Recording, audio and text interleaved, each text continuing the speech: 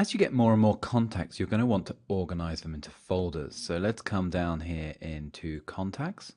And it's easy to add a folder. You'll come up to the contacts here and just right click and then new folder. And what you could do is perhaps create a new folder, for example, personal contacts, and click OK. You'll see it's actually created a list of all your folders, not just contacts, but also calendar, journals, and we'll look at some of these in some of the later videos, and click OK. And there I've got the personal contacts, and it's very easy. All I need to do is just select whichever contact I want to put in there and just drag. And you'll see that it's now been removed from my global list of contacts, so it's very much like a folder structure. If I want a contact to be in multiple folders, then all I need to do is right click on it this time.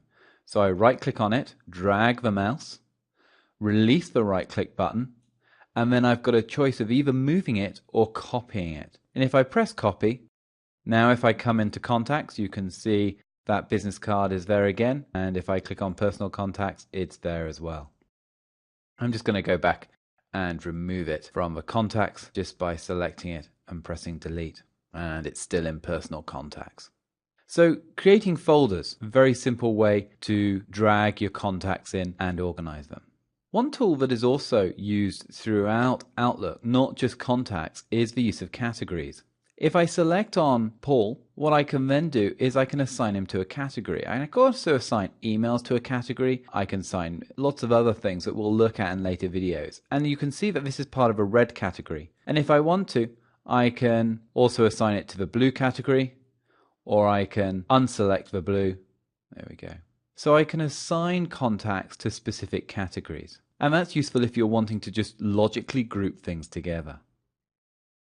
The next thing I might want to do is if I have an email that I regularly send to a group of people, then what I might want to do is I might want to create an email group. All I need to do is come into the new contact group, click on it, give the group a name. So I might have a group that I send personal jokes to that I call Joke Group. And then just up here, I click on Add Members. And I've got a choice of clicking it from Outlook Contacts. I've got a choice of clicking it from a global address book or adding new contacts. So if I choose from Outlook Contacts, let's choose a few members. There we go.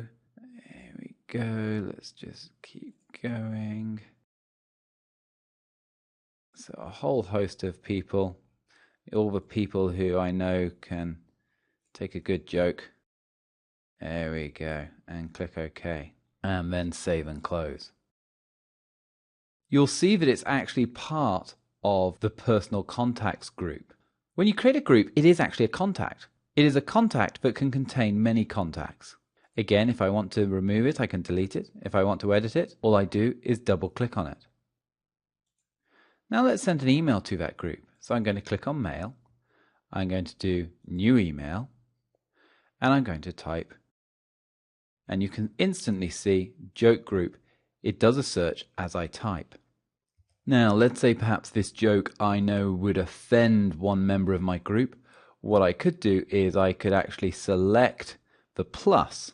When I select the plus, it gives me a warning. It says, hold on, you're going to expand the list. Are you sure? If I click OK, I've now got the individual email addresses, and anyone who I think that the email might offend, I can just remove. Let's just cancel that.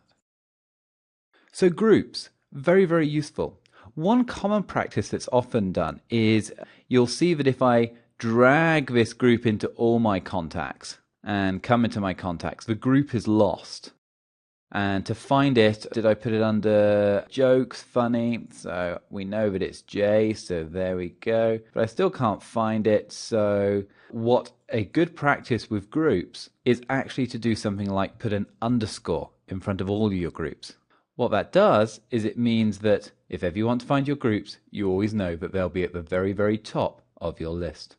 There you go, contacts.